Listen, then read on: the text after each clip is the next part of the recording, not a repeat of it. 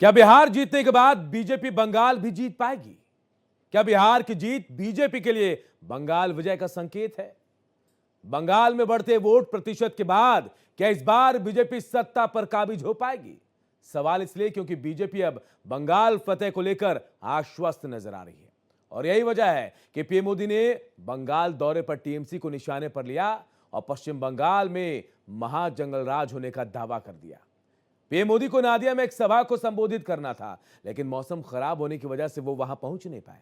लेकिन पीएम मोदी ने अपने भाषण से ही साफ कर दिया कि इस बार बंगाल में बीजेपी सत्ता हासिल कर नया कीर्तिमान रचेगी। लेकिन क्या यह इतना आसान होगा? दीदी के गढ़ में गरजने के बाद क्या दीदी का किला भेद पाएगा बीजेपी? इसी पर करेंगे आज 5 की पड़ताल, लेकिन उससे पहले देख लेते हैं एक रिपोर्ट। प्रधानमंत्री नरेंद्र मोदी के पश्चिम बंगाल के नादिया में होने वाली रैली पर मौसम की मार पड़ी और वो रैली को संबोधित नहीं कर पाए, लेकिन उनके जोश में कोई कमी नहीं आई और वहां से वापस कोलकाता लौटकर उन्होंने जनता को वर्चुअली संबोधित किया और फिर ममता सरकार पर चुन चुनकर हमला बोला। मोदी ने कहा कि ऐसा नहीं है कि बंगाल के विकास के लिए पैसों की कमी है, लेकिन यहाँ की सरकार सिर्फ कमीशन खोरी में लगी रहती है। पश्चिम बंगाल के विकास के लिए न पैसे की कमी, न इरादों की और न योजनाओं की, लेकिन यहां ऐसी सरकार है जो सिर्फ कट और कमीशन में लगी रहती है। आज भी पश्चिम बंगाल में विकास से जुड़े हजारों करोड़ रुपए के प्रोजेक्ट्स अटके हुए हैं। पीएम ने कहा कि गंगा बिहार से होकर बंगाल तक जाती है और बिहार ने बंगाल को रास्ता दिखाया है। उन्होंने कहा कि बंगाल को जंगल राज से हर हाल में मुक्त होना होगा। गंगा जी बिहार से बहते हुए ही बंगाल तक पहुंचती है, तो बिहार ने बंगाल में भाजपा की विजय का रास्ता भी बना दिया है। बिहार ने जंगल राज को एक सूत्र से, एक स्वर से नकार दिया है। 20 साल बाद भी भाजपा एनडीए को पहले से भी अधिक सीटें दी हैं। अब पश्चिम बंगाल में जो महाजंगल राज चल रहा है, उससे हमें मुक्ति पानी है। एक तरफ जहां पीएम मोदी ने कोलकाता से ममता पर जोरदार प्रहार किया, तो वहीं बीजेपी ने दिल्ली से राहुल को निशाने पर लिया। बीजेपी ने राहुल गांधी को मीर जाफर बताते हुए कहा कि राहुल विदेशों में जाकर भारत के विरोधियों से मुलाकात करते हैं। ऐसा क्यों है कि राहुल गांधी जब भी संसद का सत्र शुरू होने जा रहा होता है या चल रहा होता है, तो विदेशी धरती पर जाते हैं और जो भारत के शत्रु हैं, जो भारत से ईर्ष्या करते हैं, हमारी अखंडता पे प्रहार करते हैं, उनके साथ मिलते हैं, बातचीत करते हैं। ये कौन सा एजेंडा है भारत विरोधी कि भारत का नेता प्रतिपक्ष ऐसी शक्तियों से मिलके भारत के खिलाफ षड्यंत्र कर रहा है। बीजेपी बिहार के बाद इस बार पश्चिम बंगाल में ममता बनर्जी को उखाड़ फेंकने की तैयारी में है और यही वजह है कि बीजेपी बंगाल से लेकर दिल्ली तक चक्रव्यूह रचने में लगी है, जिसका शंखनाद आज पीएम मोदी ने कर दिया है। Bureau report, Bharat express. तो आज हम 5 की पड़ताल इसी मुद्दे पर करेंगे कि क्या बीजेपी बंगाल फतेह कर पाएगी और प्रधानमंत्री ने आज जो कहा महाजंगलराज का एक नैरेटिव गढ़ा गया है, इसी पर चर्चा करेंगे। एक बड़ा पैनल होगा हमारे साथ, लेकिन फिलहाल कुशल पांडे जो प्रवक्ता बीजेपी के, वो हमारे साथ है। कुशल जी, क्या लगता है, वोट प्रतिशत बढ़ रहा है, जोश आपका बढ़ रहा है, बिहार जीत लिया, बंगाल की तैयारी, आखिर क्या वजह इसके पीछे? देखिए, आपने देखा होगा कि लगातार भारतीय जनता पार्टी और एनडीए की सरकार बिहार में जबरदस्त प्रदर्शन किया है। एनडीए में जो भी हमारे साथी थे बिहार में, सभी ने अच्छा प्रदर्शन किया और सभी कार्यकर्ताओं ने मिलकर के फुल बहुमत की सरकार बनाई। और जो बिहार का जो लहर है, पश्चिम बंगाल में जाकर के परिवर्तन करके 2026 में ममता सरकार को उखाड़ फेंकने का काम बिहार का लहर, जैसे दिल्ली जीते, दिल्ली के बाद हम बिहार आए, बिहार के बाद अब बंगाल में, जिस तरह से हमारे देश के यशस्वी प्रधानमंत्री नरेंद्र मोदी जी ने कहा कि बिहार से बहती हुई गंगा बंगाल में घुसेगी और वहां पर आकर के फिर से हम लोग विकास की राह पर भारतीय जनता पार्टी की सरकार बनाएंगे। ठीक उसी प्रकार से हमारी पूरी संगठन, सारे कार्यकर्ता एक साथ तैयार हैं ये घोटालेबाज सरकार और हिंदू विरोधी सरकार को उखाड़ फेंकने के लिए। ये महाजंगल राज का जो एक नया नैरेटिव प्रधानमंत्री जी ने गढ़ा है, आपको क्या लगता है कि क्या ये बंगाल के वोटर्स को समझा पाएंगे कि वाकई यहां महाजंगल राज है? देखिए, बंगाल के वोटर्स को समझाना नहीं है, बंगाल की जनता जाग चुकी है, बंगाल देख चुकी है कि किस प्रकार से मुख्यमंत्री का जो स्थिति रहा है, उनके नेताओं का स्थिति रहा है, उनके गुंडों का स्थिति रहा है, और जो एक सबसे बड़ा मुस्लिम तुष्टीकरण की राजनीति पूरे पश्चिम बंगाल में हो रही है, ये बंगाल की जनता जाग चुकी है और देख रही है। बंगाल की जनता, ये जो परिवर्तन होगा बंगाल की जनता करेगी, ये भारतीय जनता पार्टी के पक्ष में नहीं है। बंगाल में तृणमूल कांग्रेस के खिलाफ वोटिंग होगा, तृणमूल कांग्रेस के खिलाफ वोटिंग होकर के सिर्फ और सिर्फ भारतीय जनता पार्टी और हिंदूवादी और राष्ट्रवादी विचारधारा की सरकार बनेगी पश्चिम बंगाल में। जो जंगल राज पश्चिम बंगाल में चल रहा है, जिस तरह से आपने देखा होगा कभी एक डॉक्टर बहन के साथ बलात्कार करके मर्डर कर दिया जा रहा है, किसी लॉ छात्रा सुरक्षित नहीं है, महिलाएं सुरक्षित नहीं है, 55 साल की महिलाओं के साथ बलात्कार किया जा रहा है। एक महिला मुख्यमंत्री है, शर्म आता हमें कि हम पश्चिम बंगाल में हैं। कभी प्रभु श्री राम के नाम को बदनाम किया जाता, आपने देखा होगा। नहीं, मैं आपके इत्तेफाक रखता हूं, आप जो सवाल उठा रहे हैं, लेकिन क्या ये अपराध सिर्फ वहीं हो रहे हैं या फिर बीजेपी शासित राज्यों में नहीं हो रहे? मुझे एक सवाल का जवाब दे दीजिए। देखिए, बीजेपी शासित राज्यों में अगर अपराध हो रहा है तो उसके ऊपर तुरंत एक्शन हो रहा है, बुलडोजर चल रहा है, बुलडोजर चल रहा है। मैं आपको बता देना चाहता हूं कि कुछ दिन पहले, हफ्ता 10 दिन पहले उत्तर प्रदेश के एक मिर्जापुर में एक घटना थी। एक जिहादी ने एक लड़की के गर्दन पर ब्लेड मार दिया था। 3 दिन बाद उस लड़के की डेड बॉडी मिली। अब वो कैसे मिली ये मैं नहीं बता सकता। फुल एक्शन है वहां पर, बुलडोजर चला उसके घर पर। तो उत्तर प्रदेश, जिस राज्य में बीजेपी की सरकार है, उस राज्यों में अपराधी के घर पर बुलडोजर चलेगा। चलो, मैं आपको रोक रहा हूं। देखिए, हमारे प्रवक्ता जो टीएमसी के शुभंकर भट्टाचार्य ताली बजा रहे हैं आपकी बात पर। शुभंकर जी, बता दीजिए ताली किस बात पर थी? इनके यहाँ अपराधों को जन्म दिया जाता है, अपराधियों को बचाया जाता है। सुन लेते हैं, कुशल जी सुनते हैं ना? मुख्यमंत्री धरना पे बैठती है, शुभंकर जी जवाब दे रहे हैं अभी आपको। बचाने के लिए धरना पे बैठती है, जुलूस निकालती है, तो ये तो ताली बजाएंगे, क्योंकि इनके अपराधी तो इनके नेता है, घोटालेबाज तो इनके नेता है, गुंडे तो इनके। शेख शाहजहां को क्यों बचा रहे हैं मुख्यमंत्री? कौन है शेख शाहजहां? कौन है शेख शाहजहां? राष्ट्रपति पुरस्कार मिला है ने, भारत रत्न मिला। शेख शाहजहां को मुख्यमंत्री बचा रही थी, उनके लिए धरना पे बैठी, उनके लिए तोड़फोड़ हुआ। कौन है शेख शाहजहां? पूछेगा इनसे। कौन था टुकटुकी मंडल का बलात्कार करने वाला टीएमसी का नेता? ये तो ताली बजाएंगे, क्योंकि अपराध को तो घर बना करके, अपराधी को तो घर दिए हैं, अपराधी को तो बचा करके रखे हैं। अपराधी तृणमूल कांग्रेस के नेता है, विधायक है, मंत्री है, सांसद है। सुन लीजिए ना, जवाब भी सुन लीजिए, सिर्फ आरोप लगा रहे हैं। थोड़ा धैर्य रख लीजिए कुशल जी, जवाब दे रहे हैं शुभंकर जी। देखिए अनूप जी, सिर्फ इतनी देर में सिर्फ साबित हो गया कि मतलब बीजेपी शासित राज्यों में या बीजेपी शासित इस समय पूरे देश में किस तरीके से हो रहा है। आपने हमसे प्रश्न पूछा, बीच में कुशल पांडे एकदम से कूद पड़े, उन्होंने लगातार बोला, लेकिन कहीं आप में थोड़ी सी हिम्मत नहीं हुई कि कुशल पांडे जी को रोक सके। वो कंटिन्यूअस बोलते गए दूसरे के बारे में, लेकिन आप वो हिम्मत क्यों नहीं जुटा पाए? उसका कारण है नहीं, आप ये क्या मुझे कह रहे हैं शुभंकर जी? मैं आपको बता रहा हूँ। अगर आप मुझे कह रहे हैं, नहीं, अगर आप मुझे कह रहे तो एक बात मैं आपको बता देता हूँ।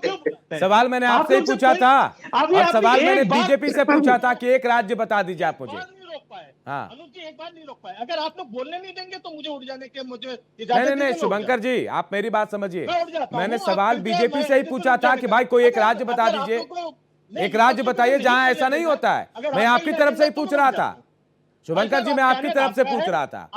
आप घर बुला के आप अगर आप हमको ना अगर अपमान करके आप निकाल देना चाहते, मैं चुपचाप यहाँ से उठ जाता हूं। नहीं, आप इसको गलत तरीके से मत लीजिए, गलत तरीके से शुभंकर जी मत लीजिए। मैंने ये कहा कि आप मुझे बीजेपी वाले किसी ऐसे प्रदेश का नाम बता दीजिए जहां ऐसा नहीं हुआ है। मैं आपकी तरफ से पूछ रहा था, आपको कंफ्यूजन हो गया शायद। शुभंकर जी बोलिए। अनुज जी एक बात है, मतलब जिसको कहते हैं ना कि मैंने ताली इसलिए बजाई कि डंके की चोट पे कहा जा रहा है कि जहां जहां बीजेपी की सरकार है वहां कोर्ट तक की जरूरत नहीं है, वहां फैसले के लिए कोर्ट नहीं जाया जाता। ये कह रहे हैं कि उसको मार दिया गया, पता नहीं किस तरीके से। इसको गुंडा राज कहते हैं, इसको न्याय राज नहीं कहते, क्योंकि न्याय प्रक्रिया तो हुई ही नहीं। आपने सीधे सीधे ये समझ लिया कि अगर हमको मैंडेट मिला है, मैंडेट मिलने का मतलब है मैं ही जज, मैं ही पुलिस, मैं ही सिस्टम, सब कुछ में। एकदम सही, तो आपको वही तो होना जरूरत है चाहिए, नहीं। वही होना चाहिए। और हमारी माताओं देखिए, बहनों यही पर चीज है। हाथ उठाने वाले, अच्छा, आंख मैं उठाने वालों चाहता का हूँ यही इस स्थिति होना प्रकार के चाहिए। असभ्य कुशल जी लोगों के थोड़ा साथ सुन मैं लीजिए, बैठना नहीं चाहूंगा। कुशल जी मैं थोड़ा उठ सुन जाता लीजिए हूँ। ना, उसके बाद मैं जवाब इस दीजिएगा प्रकार आप। के असभ्य लोगों के साथ हाँ। नहीं बैठ पाऊंगा। हाँ, कुशल जी थोड़ा सुन लीजिए धैर्य रख के, क्योंकि शुभंकर जी ने सुना था आपको, तो थोड़ा उनकी भी बात सुनिए, तब जवाब बिल्कुल लूंगा आपसे मैं। बिल्कुल। हाँ चलिए सुनिए, शुभंकर जी पूरी बात कीजिए। तो ये बड़े डंके की चोट पे कितना अच्छा लगा, नेशनल चैनल पर ये बात कह रहे हैं कि हमने तुरंत का तुरंत फैसला ले लिया, तो कोर्ट नहीं जाते हम लोग। हम लोग तो सीधे फैसला खुद ही कर लेते हैं। वो शहंशाह पिक्चर आई थी ना, वो शहंशाह पिक्चर समझ रखा है इन्होंने पूरा डेमोक्रेसी को, कि खुद ही वहां पे जज बन बैठे, खुद ही एक उधर से निर्णय ले लिया।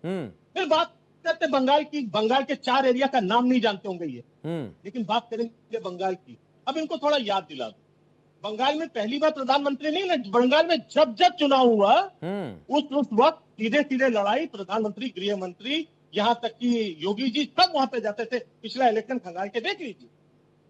और की बात बता दूं, 2021 की ही बात नहीं कर रहा हूं, पिछले विधानसभा की। हाँ। पिछला लोकसभा में उठा के देख लीजिए। अगर लोकसभा में आप उधर से कहें तो प्रतिशत टीएमसी के बड़े हैं, और ये उनका सेकंड बेस्ट परफॉर्मेंस रहा। और 3 सीट ऐसे रहे जिसमें जो दायरा है वो 10,000 वोटों से कम रहा। चलिए इसमें फर्क है तो शुभंकर जी, तो मैंडेट की बात थोड़ा तो वहां पे फर्क भी है। कही जा सकती है। विधानसभा चुनाव और लोकसभा चुनाव में बहुत फर्क हो जाता है शुभंकर जी। अगर आप जिस बात का बीजेपी की बात करें, तो आप समझिए बीजेपी तीन सीट से शुरुआत करके कहां से कहां पहुंच गई। मैं इसलिए मैंने शुरुआत में कहा कि क्या वोट प्रतिशत बढ़ रहा है, क्या ये है बीजेपी को कि भाई मेरा वोट प्रतिशत बढ़ रहा है तो मैं सत्ता पे काबिज हो सकता हूं इस बार, इसलिए मैंने कहा था ये बात। नहीं, देखिए साहब, दिल को खुश रखने को ख्याल अच्छा है गालिब। मैं तो इसमें कोई आप जो चीज सोच सके। आप ये देखिए, अगर 2021 के अगर हम चुनाव में जाए, उस समय कौन लड़ने गया था? आपको याद है? बड़े बड़े दाढ़ी लेके पूरा रविंद्रनाथ टैगोर का पूरा गोल चश्मा पहन के कौन पहुंचे थे? मुझे बताना पड़ेगा। किए थे ना कोशिश। कई वहां पे नैरेटिव उस समय चले थे। 2 मई दीदी गई, सुने थे ना ये नैरेटिव? उसके बाद मैं कहता हूं इन्होंने अपना वहां पे सीट बढ़े 77, तो क्या टीएमसी के सीट घटे थे? टीएमसी के सीट घटे नहीं थे। बीजेपी तो बढ़ गई थी शुभंकर जी। इलेक्शन में भी टीएमसी के सीट बढ़े। हाँ। पहले वाले में 205 से 217 तक हम लोग पहुंच गए। तो आपको एक बात समझनी पड़ेगी। पहली बात कि ये जो लॉस था, ये कांग्रेस और कम्युनिस्ट का जो लॉस था, उसका फायदा इनको मिला। उसमें टीएमसी को लॉस नहीं हुआ था। पिछले लोकसभा चुनाव में टीएमसी का जो वोट शेयर रहा, आप ये कह रहे हैं कि नुकसान टीएमसी को नहीं था, लेकिन बीजेपी तो मजबूत हुई।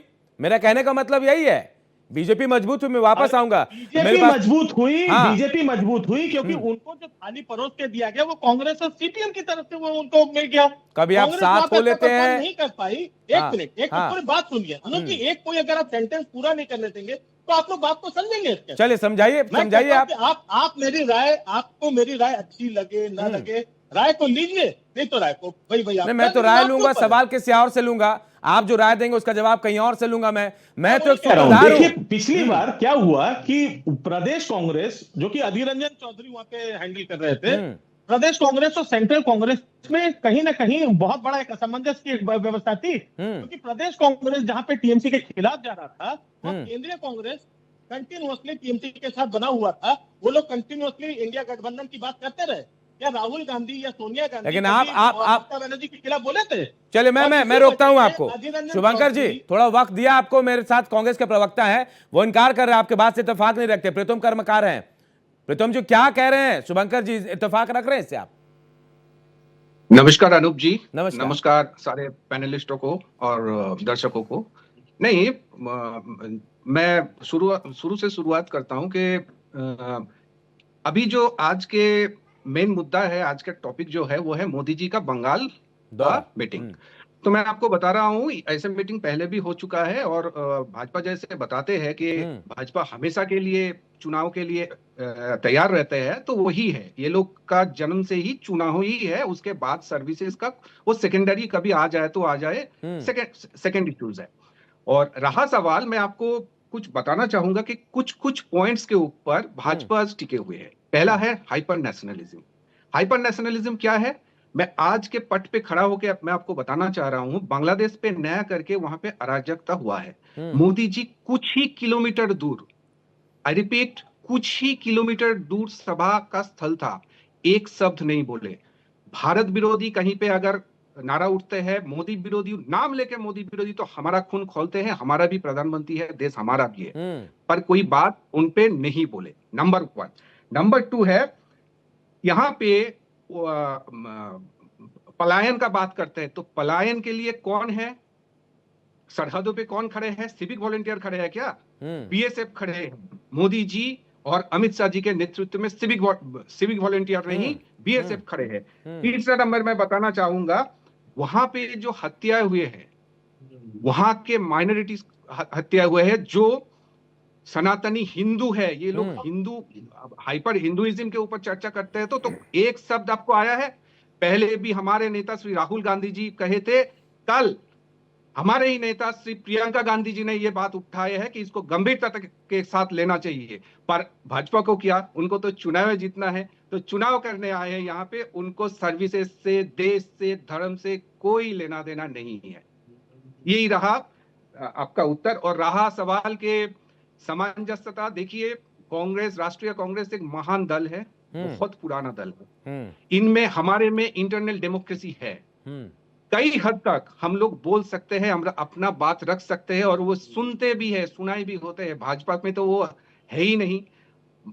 हमने कई महाराजाओं को देखे हैं कि लास्ट सीट में बैठने के लिए, तो मैं इस पे जाना नहीं चाहूंगा। तो इसमें हमारे मत विरोध रहते हैं, डेमोक्रेसी है, तभी हर किसी का मत आता है, और उनको फिर एकजुट करके जो सेंट्रल लीडरशिप लेता है डिसीजन, उसी पे हम लोग चलते हैं।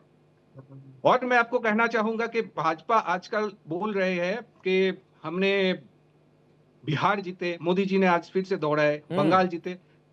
बंगाल का धरती अलग है। इससे पहले भी बहुत बार आए थे, 200 पार का नारा देके गए थे, कहां पे आ गए? और मैं चैलेंज करना चाहूंगा बड़े विनम्रता से, आपने कहे कि उनका सीट बड़े थे। मैं चैलेंज करना चाहूंगा, विदाउट गूगल सर्च, अपने फोन करके भी बंगाल में भाजपा के 10 एमएलए का नाम बता दीजिए। आप नहीं, अधिकांश नहीं बता पाएंगे, क्योंकि उनको अपने इलाके में कोई नहीं चिनते हैं, कोई नहीं जानते। तो ये जीत कैसे हो गई? जीते ही है प्रीतम जी, ये जीत कैसे हो गई? अगर कोई नहीं जानता है, वोट तो जनता ही दे रही है। अगर नहीं जानती तो वोट कैसे देती जनता? एक इंपॉर्टेंट सवाल है, इंपॉर्टेंट सवाल है, मैं आपको बता रहा हूँ। राजनीतिक समीकरण अलग रहता है, चुनावी समीकरण अलग रहता है। इसको आपको समझना पड़ेगा। हर पार्टी जो जीत के आते हैं, मैं बिहार का ही आपको एग्जाम्पल देना चाहूंगा। बिहार में वोट परसेंटेज को आपने देख लीजिए। बिहार में सिर्फ जीता है, वोट चोरी काफी नहीं था। लास्ट मोमेंट में 6 दिन और 4 दिन के पहले, माफी चाहूंगा पर मैं ये शब्द का प्रयोग करना चाहूंगा, चुनावी सरकारी रिश्वत दिया गया था, कोट एंड कोट। आप 10,000 रुपए का जिक्र कर रहे हैं। रिश्वत दिया गया था, 10,000 रुपए का जिक्र कर रहे हैं प्रीतम भाई, थे, जो कभी हो नहीं सकता है। चुनावी इलेक्शन कमीशन मौन थे, वो कैसे हुआ? ये सवाल इतिहास में लिखा रहेगा। तो मैं इसीलिए मैं बोलना चाहूंगा, राजनीतिक परिस्थिति अलग होता है, चुनावी नतीजा अलग होता है। उसके लिए कुछ सीटें मिले हैं, इसको अस्वीकार्य नहीं है, पर देखना है कि ये कितने दिन तक। वो एक महान फिलोसोफर ने कहे थे कि आपने कुछ इंसानों को कुछ समय मैं आपको रोकता हूं प्रीतम भाई, आपको रोकता हूं।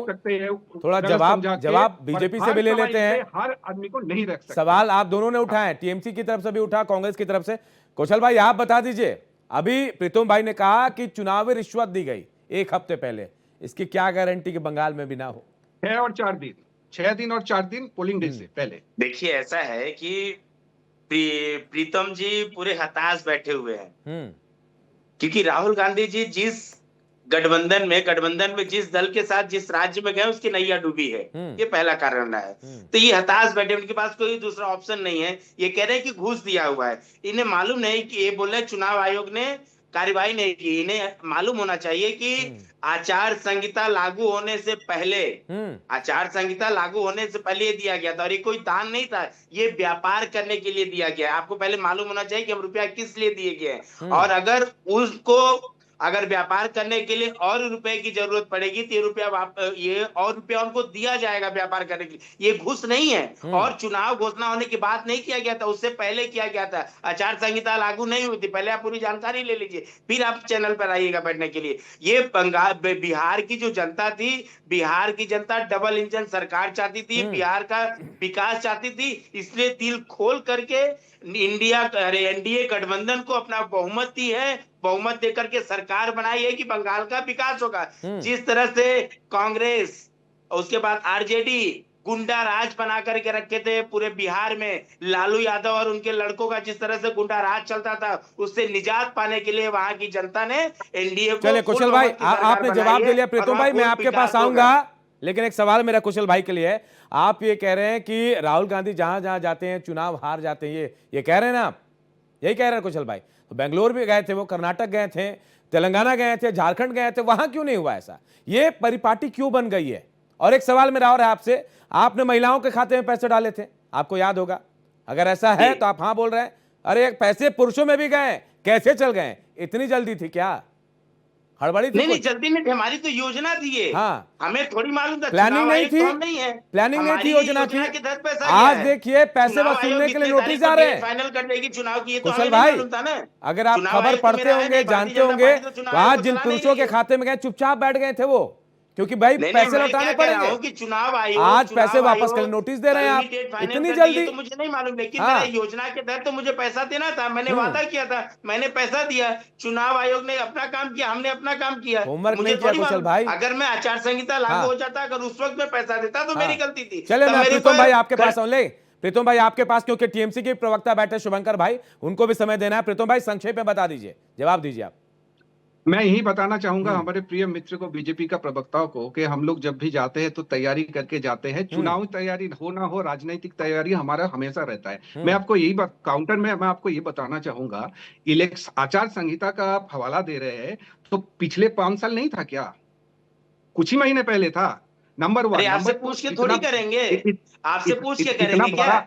इतना बड़ा बोल आपने एसआईआर का बोले हैं, आप हमें बताएंगे कब देना है? ब्राजील से वोटर लाए हैं, विभिन्न प्रदेशों से वोटर लाए हैं, सरेआम सोशल मीडिया पे दिख रहे हैं, और इस तरीके से वोट चोरी करके जीत रहे। ये भी इलेक्शन कमीशन को आचार संहिता का परमिशन जरूरी है, जिसका विरोध आप लोग डंके की चोट पर कर रहे हैं। एसआईआर इसीलिए जरूरी है। नहीं, बना नहीं, बात जमा नहीं, और आपका ये चीज जो मैं बताना चाहूंगा, आप लोग वोट चोरी का नारा दे रहे हैं। मैं आपको बता देना चाहूंगा कि अगर वोट चोरी का नारा था ना, तो लोकसभा में 240 सीट नहीं आती। मोदी जी ने कहा था कि अब की बार 400 अगर चोरी करना रहता तो मैं 400 नहीं आता, 240 पे नहीं अटक जाता। ये वोट चोरी का नारा कुछ नहीं दिखाई देता है वहां पे। हम लोगों का राज्य में चुनाव होगा, भारत में इतिहास रहा है, आने वाला दिन में भी रहेंगे, पर आप आधा भारत में कभी नहीं आ पाएंगे अगर इस तरीके से चलेंगे। राहुल गांधी कहाँ गए? आपके लोग जो वोट चोरी का नारा देते थे, सब खो गए, सब धाराशायी हो गए। क्यों?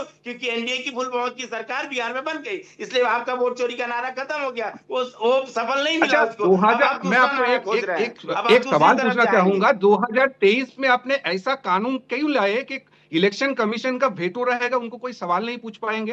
अरे हाँ, ये ऐसा रहा कि चोरी डकैती हम लोग देखते हैं, पर दिन दहाड़े कानून बना के चोरी डकैती करना। चलिए मैं आप दोनों को रोकता हूं। अगर हम एक ही मुद्दे पर अटके रहे तो शायद हम पूरी चर्चा नहीं कर पाएंगे। कुशल भाई, प्रीतम भाई, मैं आपको रोकना चाहूंगा क्योंकि शुभंकर भाई भी बैठे हुए हैं। शुभंकर भाई, ये आरोप लगाए जाते हैं कि पश्चिम बंगाल में केंद्र की कोई योजना लागू नहीं होती, अधिकार दिया जाता है, क्या ये सच है? कांग्रेस की सरकार। कुशल भाई, मैं आपको रोकना चाहूंगा, सवाल मैंने शुभंकर भाई से किया है। अनुज जी, अगर मैं एक बात मैं बहुत सीरियसली कहूंगा, देखिए किसी भी पैनल पे बैठे अगर इस प्रकार से अगर कोई भी डिबेट होता है जिसमें कोई शब्द, कोई बात हम लोग कर्मकार जी को सुनना चाहते हैं, तो उनकी अपनी बात रही होगी, बिल्कुल सही गलत जो कुछ है रही होगी, और उसको भी सुना जाना चाहिए। लेकिन ये जो एक जो षड्यंत्र तरीके से चला आता है कि कोई भी बात करे बीच में से जो है चिल्लाते रहिए किसी को, इससे किसी को फायदा नहीं होता, ना आपके चैनल को फायदा होता है ना किसी को, क्योंकि वो बात आप भी नहीं सुन पाते हैं। और वो ये रहा है कि ये एक अपने आप में ये तरीका, ये क्या अच्छा लगता है सुनने में? हम तुमसे पूछ के करेंगे, आप जरा सुना करिए, इसको भी तो देख रहे हैं लोग।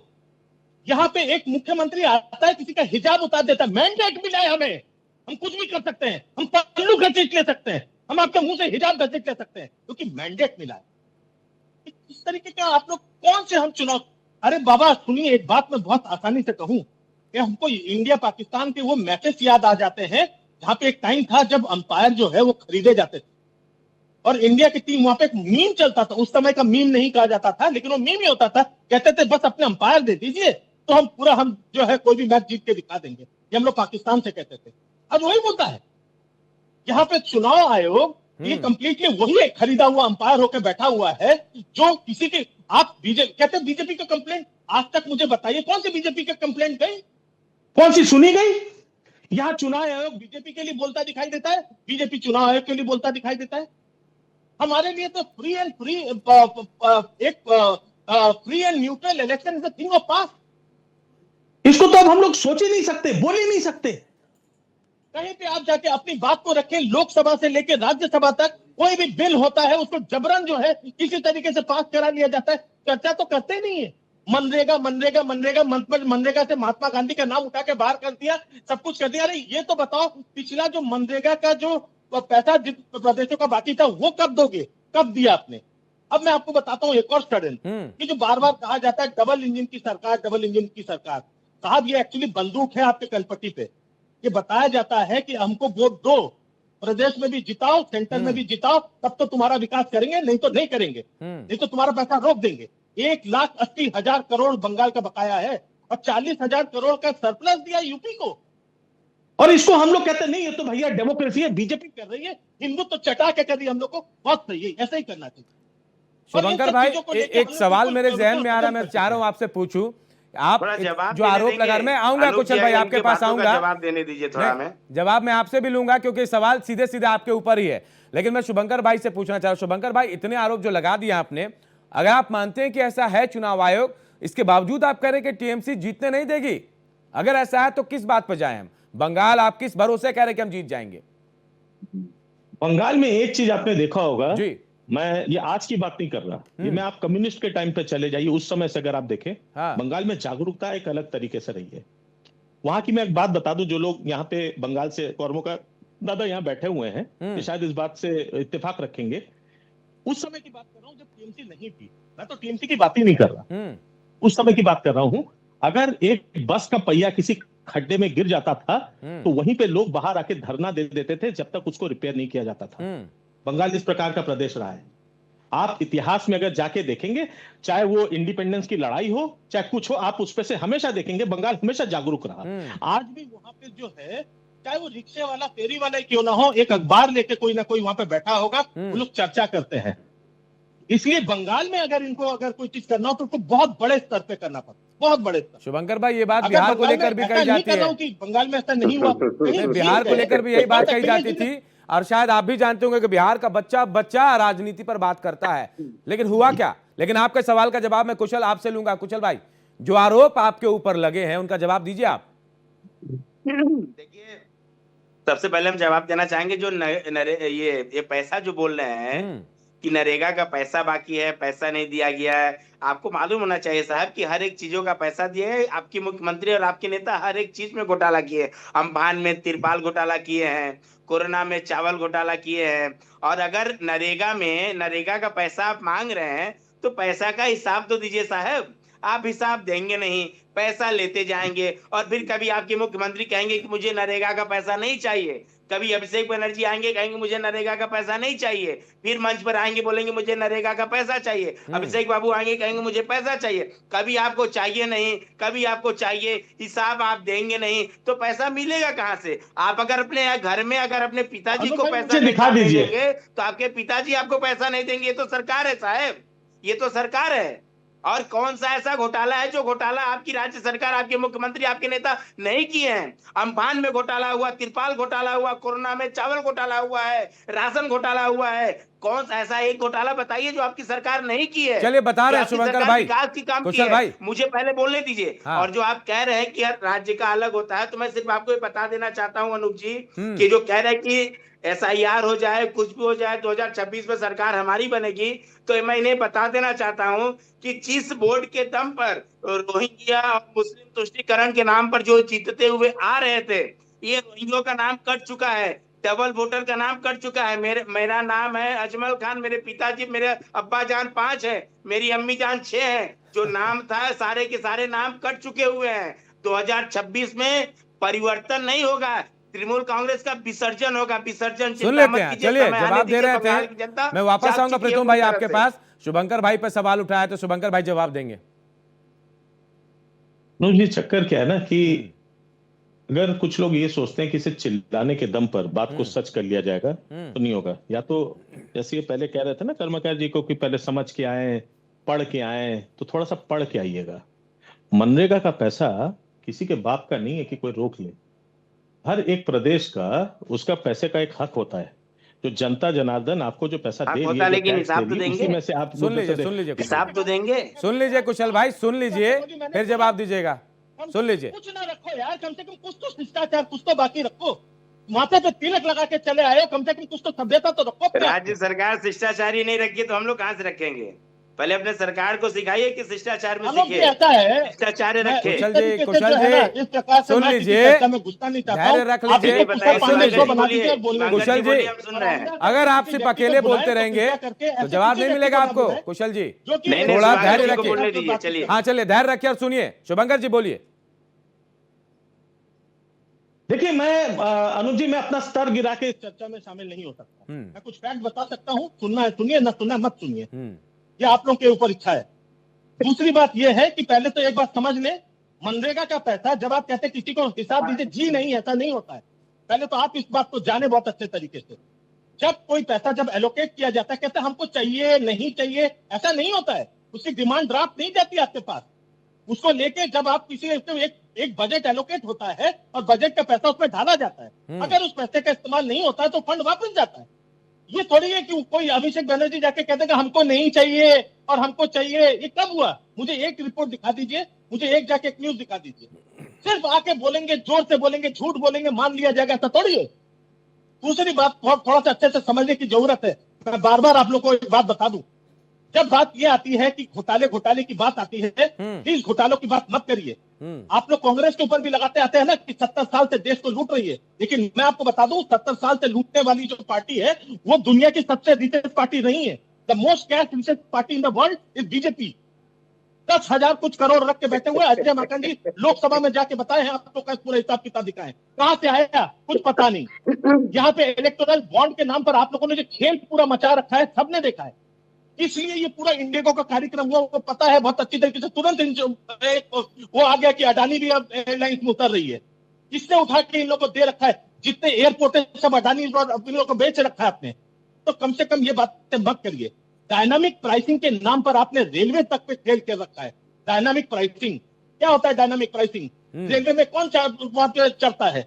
रेलवे में वो आम आदमी चढ़ता है जिसके बारे में आप तो कभी सोचे ही नहीं। और दूसरी बात रही, जब भी आप ये कहते हैं ना कि अरे विकास का पैसा वहां पे जाके, अरे जो वहां पे अगर कोई घोटाला हुआ, अरे ईडी आपकी, सीबीआई आपकी, पूरा ईडी सीबीआई तो बंगाल में बैठा हुआ है। जिस जगह पे ऑपोजिशन की सरकार है वहां पे आपकी ईडी सीबीआई इनफ बैठी हुई है। एक आपका नेता बताइए जिसके ऊपर चल रहा है। अब मैं थोड़ा सा बात बताऊं, शुभेंदु अधिकारी, क्या हुआ शारदा घोटाले का? नाम भूल गए हैं? क्या हुआ शुभेंदु अधिकारी का? कितनी बार बुलाए गए, कितनी बार पूछे गए, कहां है शुभेंदु अधिकारी? क्या हुआ? मुकुल राय का नाम भूल गए? अब तो वापस आ गए टीएमसी में, डालिए ना उनको। लेकिन आप नहीं करेंगे, क्योंकि जहां मुकुल राय के ऊपर फिर से उंगली उठाएंगे, शुभेंदु अधिकारी के ऊपर भी उठेगा 4 उंगली। तो इसलिए अब आप बोल नहीं सकते, क्योंकि आपकी वॉशिंग मशीन कंटिन्यूअसली चल रही है। लोगों को वहां पे लालच दिया जा रहा है। छोटा नेता तो 10 लाख, बड़ा नेता तो करोड़, इस तरीके से चल रहा है, ताकि भाई अरे हमारी तरफ इतने नेता आ गए। 2 मई को ये मैं 2000, लेकिन बंगाल में ऐसा नहीं होगा आप कह रहे हैं शुभंकर भाई।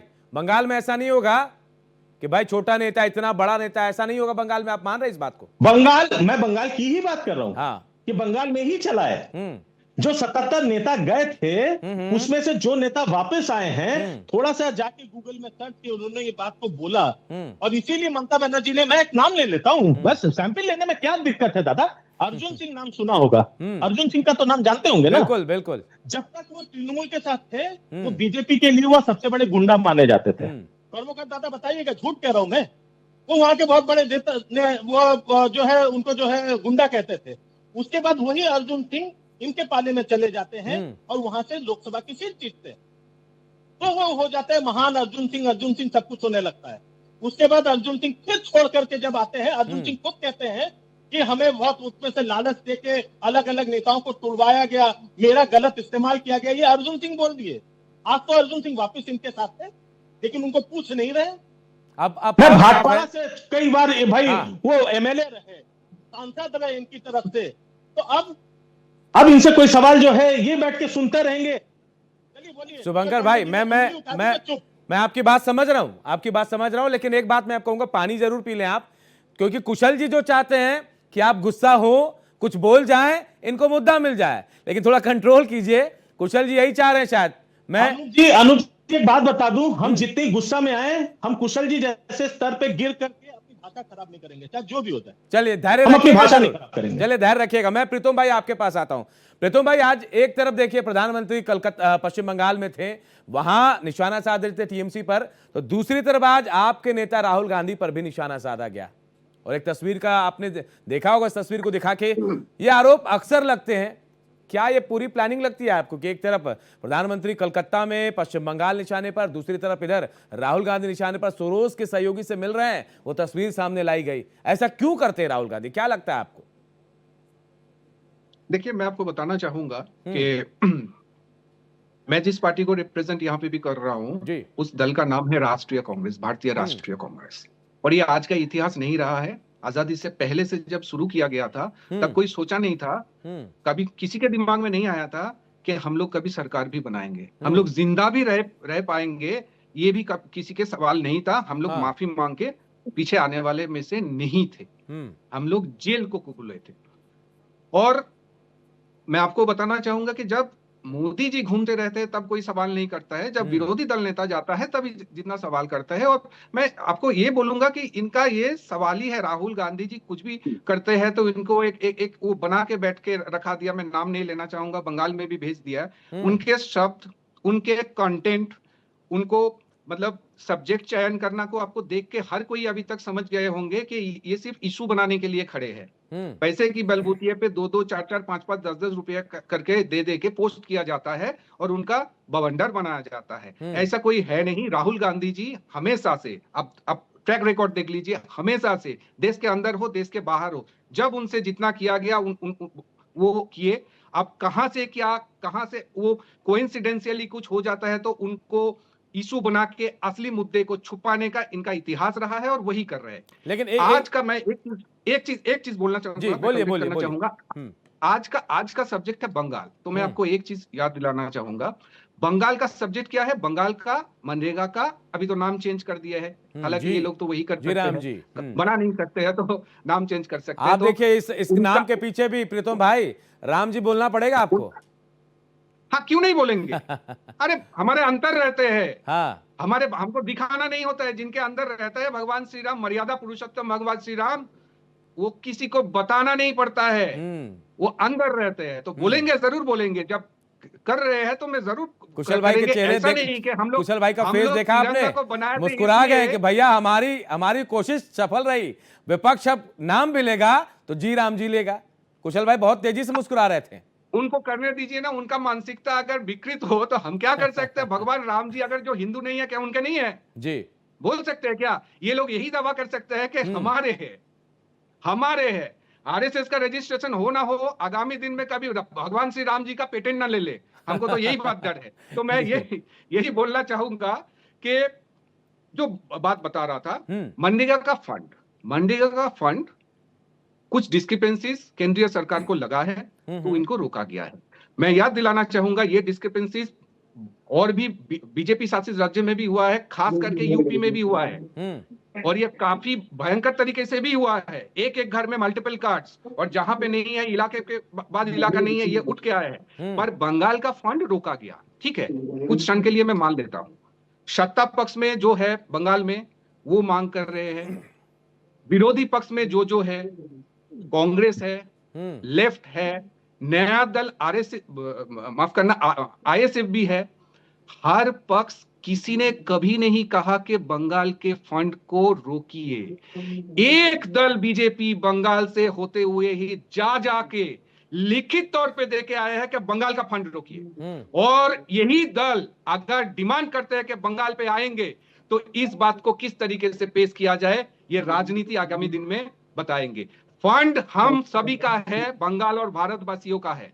डिस्क्रिपेंसीज है तो वो फेडरल स्ट्रक्चर में जो आपको काम करना चाहिए आप करेंगे, पर फंड को आप लंबे समय तक रोकने के लिए जाके वहां पे दस्तावेज देके आए कि बंगाल के फंड को रोकिए। पहले का जो प्रदेश अध्यक्ष थे बीजेपी का और विरोधी दल नेता, हर कोई जाके रोक के आए हैं। मैं ये बात भारत एक्सप्रेस के चैनल के माध्यम से सबको बोलना चाहूंगा और पहुंचाना चाहूंगा कि ऐसे पार्टी को बंगाल में स्थान देना चाहिए क्या नहीं। चलिए, तो जनता पे छोड़ देना चाहिए। मैं कुशल भाई आपके पास आऊंगा।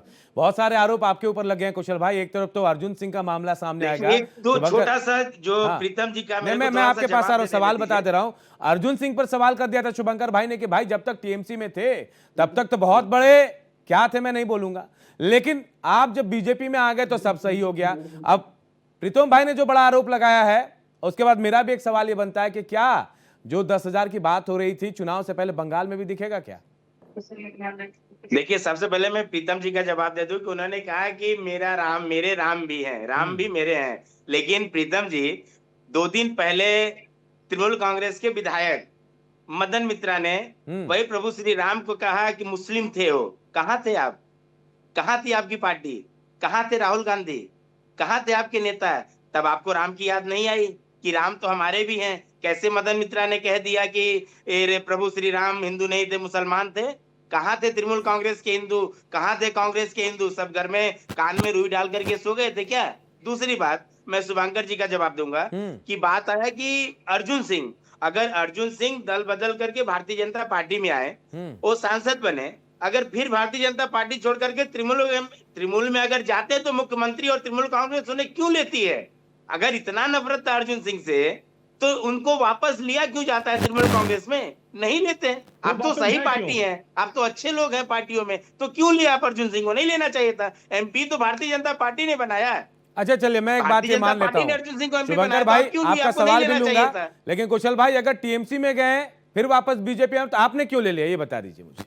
देखिए, भारतीय जनता पार्टी, मैंने उसी वक्त हमारे प्रदेश नेता कह करके रखे थे कि भारतीय जनता पार्टी के पास जो लोग आएंगे हम उन्हें लेंगे, जिन्हें अच्छा लगेगा, जिन्हें के लिए समझ आएगी कि भारतीय जनता पार्टी में आएंगे, हमारी पार्टी मजबूत होगी, वो उन्हें हम पार्टी में लेंगे। तो हमने अर्जुन सिंह पार्टी दल छोड़ करके गए, उन्हें लगा फिर वो आए, क्योंकि आपको मालूम होना चाहिए कि तृणमूल कांग्रेस की जो मंत्री हैं, मुख्यमंत्री हैं, उनके ऊपर कितना सारा केस किया गया, उनके घरों पर बम मारा गया। आपको मालूम होना चाहिए। न्यूज चैनल पे शुभंकर जी बैठे हुए हैं। अर्जुन सिंह सांसद थे, उनका सर फोड़ा गया।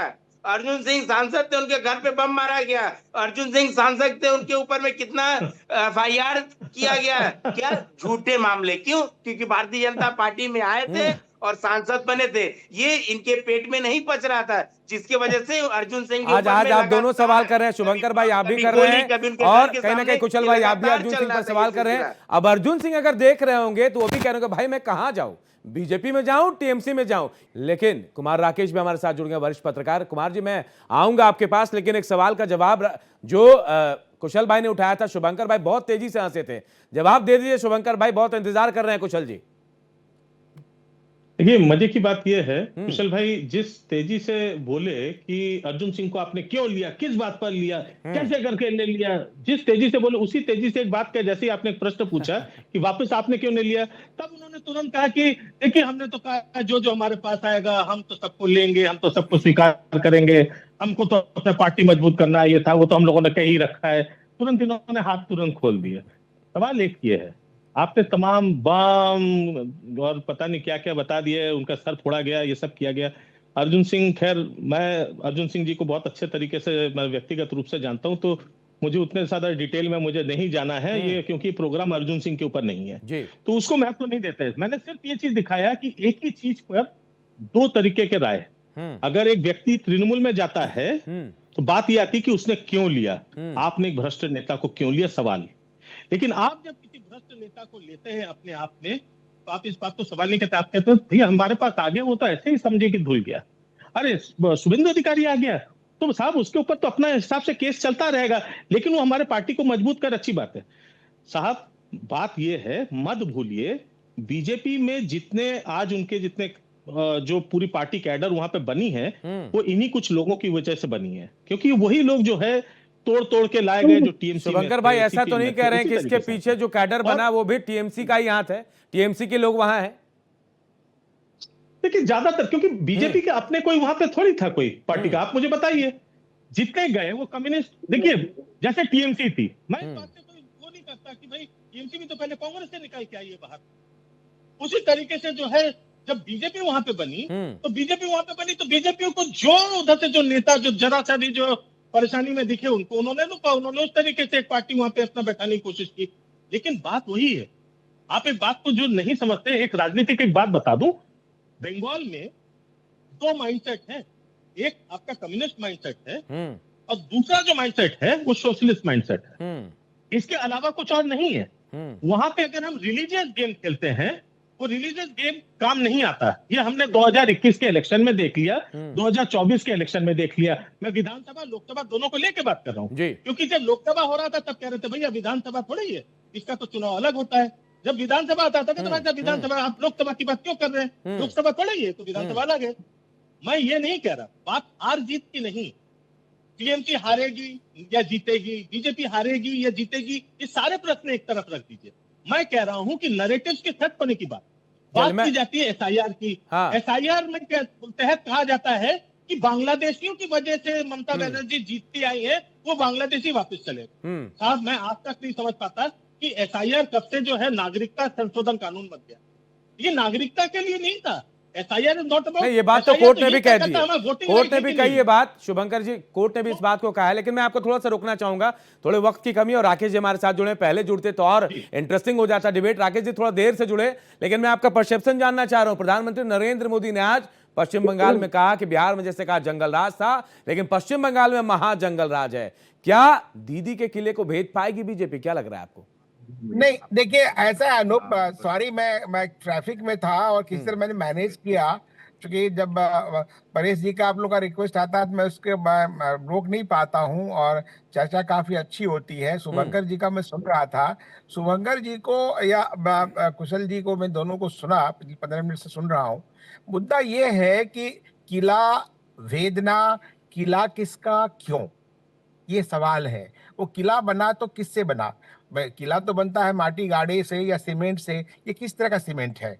ये माइनॉरिटी का सीमेंट है या मुस्लिम वोट का सीमेंट है या उसमें बांग्लादेशी जो इन्फ्लक्स हुआ उसका सीमेंट है? शुभंकर जी पहले राष्ट्रवादी हैं, पहले राज्य को देखेंगे, भला देखेंगे, फिर किसी को देखेंगे। लेकिन जो भी नैरेटिव आ रहा है, क्या बांग्लादेश बनेगा पश्चिम बंगाल या कश्मीर बनेगा बंगाल, उसमें हम सबको, शुभंकर जी भी हों या अपने कुशल जी हैं या कर्माकर जी हैं, ये सबके लिए सोचने की बात है। क्या हम देश को, राज्य को उस 2 बार बंगाल से नैरेटिव्स बने, वहां पे जितने क्रांति हुई, इतने अच्छे विभूति दिए पश्चिम बंगाल ने, चाहे सुभाष बोस की बात करें, चाहे बंकिम चंद्र चट्टोपाध्याय की बात करें, गुरुदेव की बात करें, मतलब इतिहास पड़ा है इंटेलेक्चुअल से, क्रांतिकारियों से।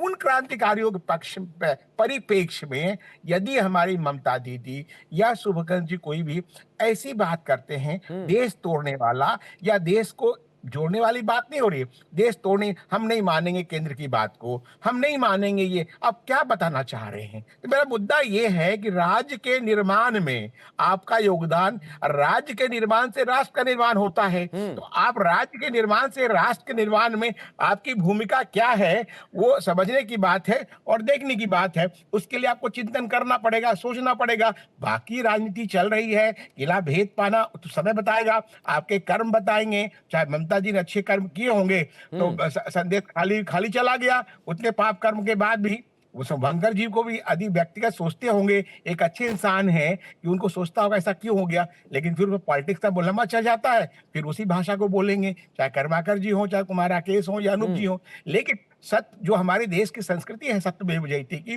उसको तो मानना पड़ेगा। हमारी रियलिटी से मुंह नहीं चुरा सकते। आज की तारीख में जो भी स्थितियां बनी मैं है, समझ सकता हूं राकेश जी कि आप जो बात कह रहे हैं, शायद जो पैनल में बैठे मेरे दोस्त जो हैं, मेरे भाई जो हैं, वो समझेंगे इस चीजों को।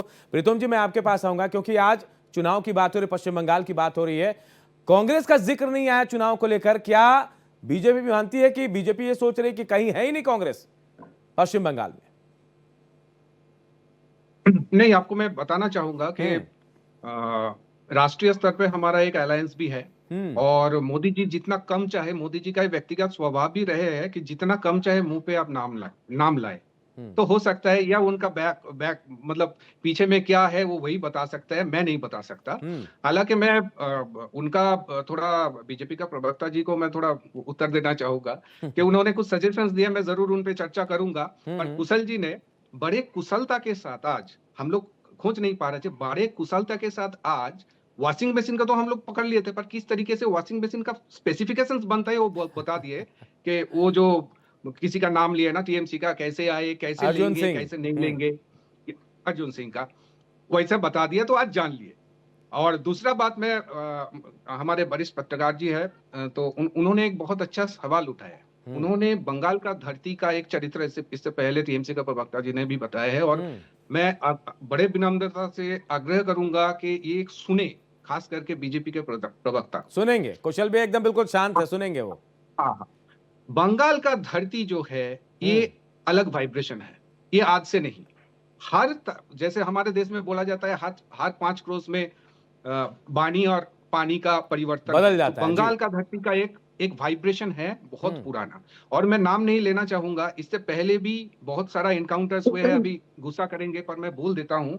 इतिहास का बात अगर उठाया जाए तो उनके आइडियोलॉग, मैं नाम नहीं लेना चाहता हूं, तत्कालीन समय पे सरदार जी को चिट्ठी लिख के कहे थे, कृपया बंगाल विभाजन को रोकिएगा नहीं। और बहुत तरीके का राजनीति होता रहा है, इसमें सवाल उठ सकते हैं, पर जो हमारे बीच में नहीं है, हम सबका सम्मान करते हैं। थोड़ा समझ लीजिए, आपने बिल्कुल सही बोले और मैं उसको मान रहा हूं कि सांप्रदायिकता के एंगल से बंगाल को कभी नहीं देखा जा सकता है, कभी नहीं, वो चाहे कोई भी करे, वो चाहे कोई भी करे। इंटरप्रिटेशन हो सकता है, मिस इंटरप्रिटेशन हो सकता है, पर इसको नहीं रोका जा सकता। और एक उत्तर मैं दे देना चाहता हूं, पहले बताए कि किसी एक ने, टीएमसी का प्रवक्ता ने बताए थे कि प्रभु श्री राम जी को किसी एक मतलब वो किसी के साथ धर्म के साथ जुड़े हैं, मैं बोलना नहीं चाहूंगा, तो उनके जो प्रवक्ता है वही बताएंगे। पर मैं आपको ये बताऊंगा, मैं पूछना चाहूंगा, मोदी जी जब चद्दर भेजते हैं, यही सवाल क्या आप उठा सकते हैं? मोदी जी जब बाहर जाके गल्फ कंट्रीज में जाके गले लगाते हैं, यही 5 सेकंड दीजिएगा, बहुत अच्छा सब्जेक्ट करवा कर चलिए मैं बिल्कुल संक्षेप में कहूंगा, राकेश जी बिल्कुल संक्षेप में, वक्त नहीं है मेरे पास, बारे में शब्द बोलना बिल्कुल वक्त नहीं है, आगे रखे, वक्त नहीं है। हाँ बिल्कुल 5 सेकंड राकेश जी, बिल्कुल 5 सेकंड बस। हाँ भाई, मदन मित्रा ने जो बोला है कि राम मुसलमान थे, शर्म नहीं आती मदन मित्रा नाम लिख कर कैसी बातें करते हुए? शर्म आनी चाहिए। सिर्फ पॉलिटिक्स के लिए भारत की संस्कृति के साथ मजाक कर रहे हैं। टीएमसी के प्रवक्ता जवाब दे, किस मुंह से बोल रहे हैं वो? टीएमसी के प्रवक्ता जवाब नहीं देंगे, क्योंकि उन्हें भी संशय है कि वो हिंदू है कि नहीं है। चलिए ये बात छोड़ दीजिए, विश्वास नहीं है कि हिंदू है कि नहीं। चलिए वक्त मेरे पास बहुत कम है, और मैं शुक्रिया अदा करना चाहता हूं आप सबका कि बहुत अच्छा ये डिबेट हुआ और बहुत अच्छी बातचीत हुई है। और जो बंगाल चुनाव की हम बात करें उसे जनता पे छोड़ दीजिए कि जनता तय करेगी कि आखिर किसे जीतना है, किसे हारना है। बहुत बहुत शुक्रिया आप तमाम लोगों का। और फिलहाल इस डिबेट में इतना ही, आप देखते रहिए भारत एक्सप्रेस।